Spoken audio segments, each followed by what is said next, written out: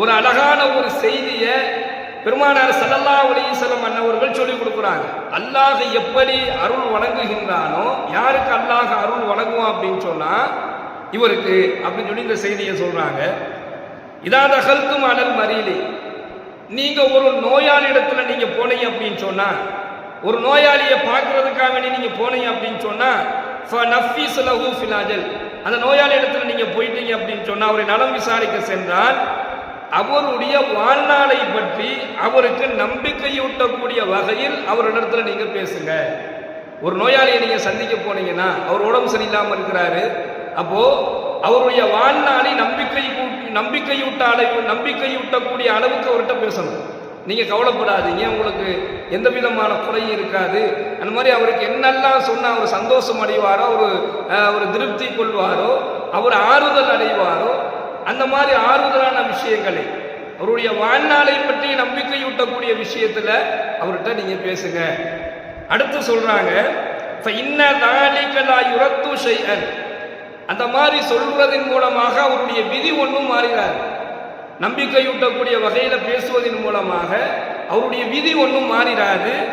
வஹுவ யதீபு பினஃப்ஸில் மரீலி, ஆனா அது அந்த நோயாளியுடைய மனதிற்கு ஆறுதலை ஏற்படுத்தும். இது தன்னுடைய அடியார்கள் செய்யக்கூடிய செயல்களில் ஆக சிறந்த ஒரு செயல் என்பதாக நாயகம் ஸல்லல்லாஹு அலைஹி வஸல்லம் அன்னவர்கள் ஒரு நோயாளியை நல விசாரிக்க போனா அங்க நாம எப்படி நடந்துக்கணும், அங்க இந்த மாதிரி நம்ம நடந்துக்கிட்டோம்னா அவர் அல்லாஹ்வுடைய அருளை பெறுகின்றார் என்பதாக இந்த ஹதீஸ் வாயிலாக நம்ம பார்க்கிறோம். இப்போ கண்ணியமிக்க சகோதரர்களே, அருள் புரிவதில் அல்லாஹ்வே சிறந்தவன். அப்போ அவனுடைய அருளை கேட்டுக்கிட்டே இருக்கணும், அதாவை விட்டு பாதுகாப்பு தேடணும், அல்லாஹ்வுடைய அருளை கேட்கணும். பெருமானாருடைய துஆவுல அவங்க முதல்ல எதை கேட்பாங்கன்னா, யா அல்லாஹ் உன்னுடைய அதாபுகளை விட்டு என்னை பாதுகாத்துடு, உன்னுடைய அதாபுகளை விட்டு என்னை பாதுகாத்துடு. நம்ம வரலாறுகளை எடுத்து பார்த்தோம் அப்படின்னு சொன்னா, ஒரு சூரிய கிரகணம் ஏற்படும் பொழுது பெருமானார் ஸல்லல்லாஹு அலைஹி வஸல்லம் முகம் மஞ்சள் நிறமாக மாறக்கூடிய அளவிற்கு என்ன செஞ்சிருச்சு, அல்லாஹ்வினுடைய பயத்தின் காரணமாக முகம் சிவந்த நிலையில அவர்கள் பள்ளிவாசலை நோக்கி ஓடி வந்தார்கள் என்பதாக வரலாறுல நம்ம பார்க்கிறோம்.